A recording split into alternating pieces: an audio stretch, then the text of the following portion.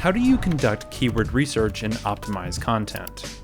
Keywords play a critical role as they connect your website with potential customers. First, effective keyword research involves identifying the search terms used by your target audience. Researching user intent can provide invaluable insight and can give an estimate of traffic that can be expected for each keyword. By matching what searchers are searching for with what your website offers, you can improve your position on search engine result pages. Second, carefully consider your objectives, review your website, and analyze competitors in your industry. Utilize tools like our SEO Toolset, Google Keyword Planner, SEMrush, or Moz Keyword Explorer to uncover additional keywords and collect valuable data. Thirdly, once your data has been compiled and organized, the next step should be to assess the value of each keyword in your dataset. Consider factors like competitors and the amount of traffic you can expect from using that keyword. And look at how much it would cost to use your top keywords if you were to run an ad campaign, also known as pay-per-click, PPC. Finally, you have to optimize your website content. These new keywords hold great value and they should be used throughout your website.